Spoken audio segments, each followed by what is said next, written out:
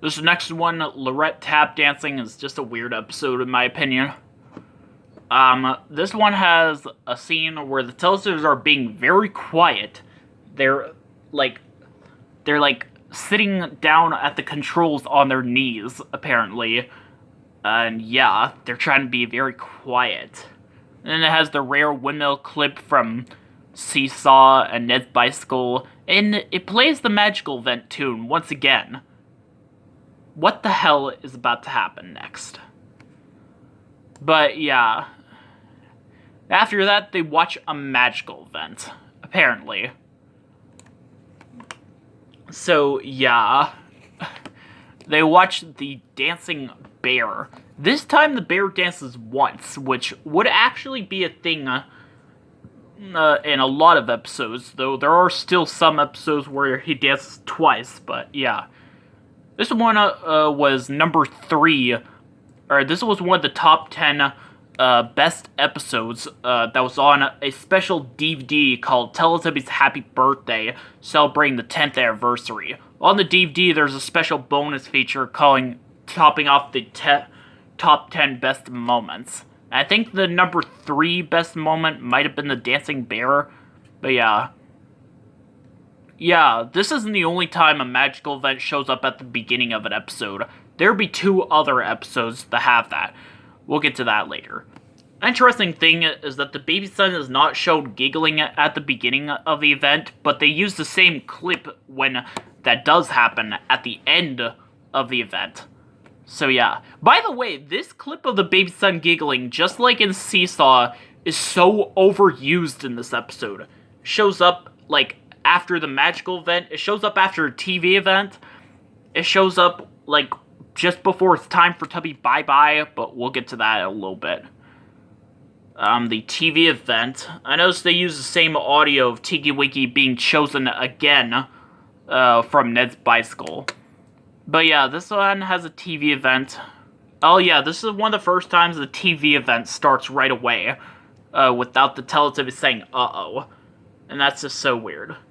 See, this scene is like this girl named Larette, who I know a lot of people thought her name was Larette. Yeah, she's like going to tap dance, and I always loved this TV event, because this was on one of the first Teletubbies videos I ever saw, which was Dance with the Teletubbies.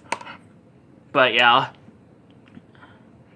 So yeah, there's some interesting things I've noticed.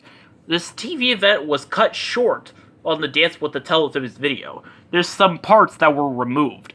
Like, there's one part where her mom was helping her with the shoes. She's blowing a kiss at the camera and waving goodbye. So yeah, and yeah, the camera fades to the magical event baby son clip, because it has the same background that's shown during that. And then they do a dance. This is the tiptoe dance. This dance has been driving me crazy ever since I was very little, but we'll talk about that later. But yeah, they're doing like a tiptoe dance. Pretty cool. This episode, the version of the dance is a bit different. I mean, they technically do the dance twice, but not exactly. When they do the dance the second time, only half of the dance is done. Which, yeah, apparently. Yeah.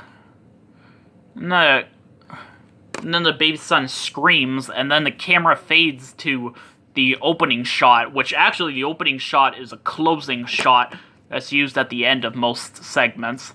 This is the Noisy Footsteps Day. I don't even get this segment, though. Teletubbies are trying to make quiet footstep noises, not loud noises. So yeah. And then when it's time for Tubby Toast, they just run really fast. Wow! And yeah, the episode ends in the most unusual way ever. Practically. After it's time for Tubby Toast, the voice trumpet rises up and says time for Tubby bye-bye. And the Teletubbies, like, groan, and they run out the house using stock footage, as of course. And then it shows the same clip of the baby son giggling that's usually shown at the beginning of a magical event, which, by the way, yes, is an overused baby son clip in this episode. And then it just cuts to the footage of the Teletubbies groaning at the beginning of Tubby Bye-Bye. This kind of thing does happen in a few other episodes, but they remove the part where they're groaning behind the hills. So yeah. I think in the Sunday special version, it just ends normally with the baby son giggling.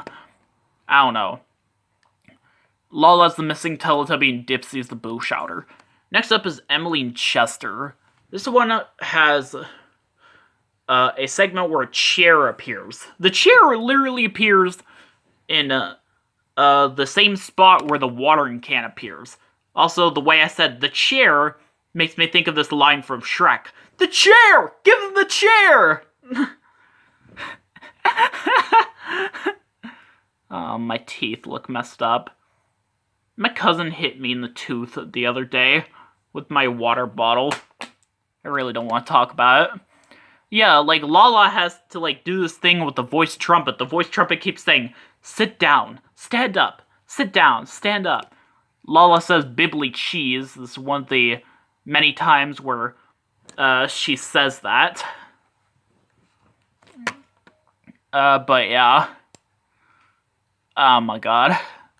And then she takes her chair to a different spot, the same spot where they're running along the hills and various other episodes. But yeah. And then Dipsy sees it, and he's interested. Poe sees it, but she'd rather ride on her scooter. And every time Tinky Winky sits down in it, Twinkle Twinkle Little Star starts playing. So yeah. And then after that, it cuts to a bird's eye view windmill clip, and then the Teletubbies see the windmill spinning as if they didn't notice it. And it shows the start spinning windmill clip. That's ironic, because this is the second time both of those appeared. And they both first appeared in Making Flowers.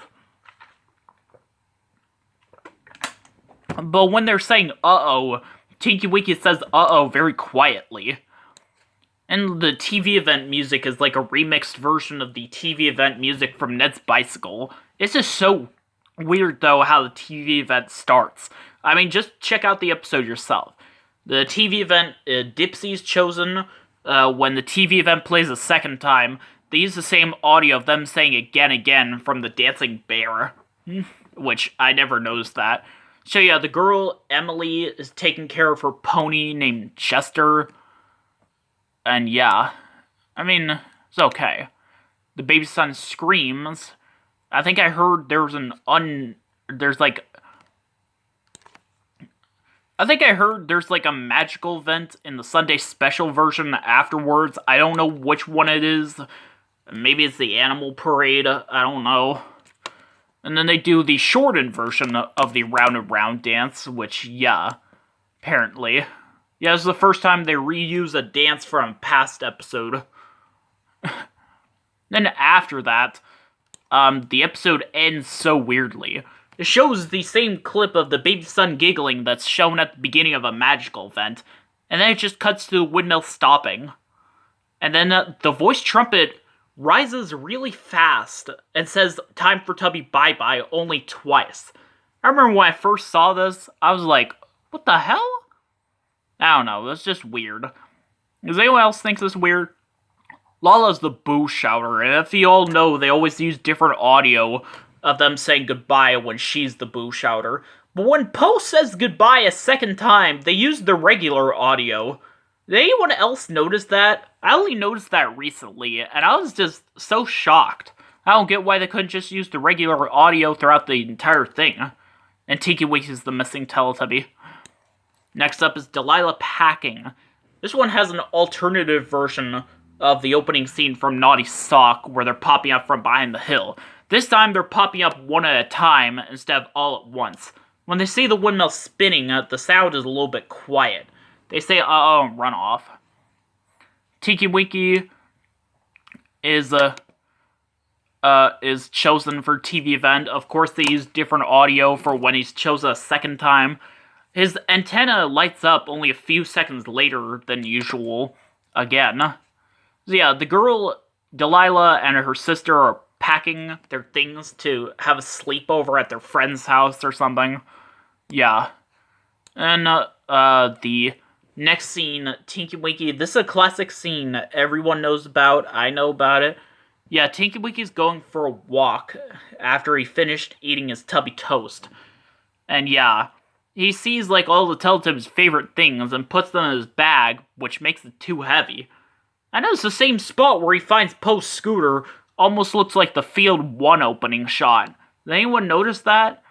I'm like the only one to notice that. But yeah.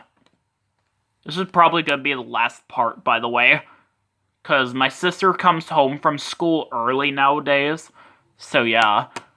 And yeah, he takes everything out of the bag, and now they have them back. But he hears a noise in his bag. There's still something in there. And it's his tubby toes from earlier. But then he puts it back in there. This was one of the top 10 best episodes as well. And I think the Magic House was the 8th best moment. Yeah, the Magic House sings out of the puppet sings out of a different window. This time it's the bottom right window. And I think, like, the baby son is actually shown giggling when the event begins, but she's, like, silent. Or, wait, what, is it that? Like, I think she's silent, and I think the Teletubbies are silent as well.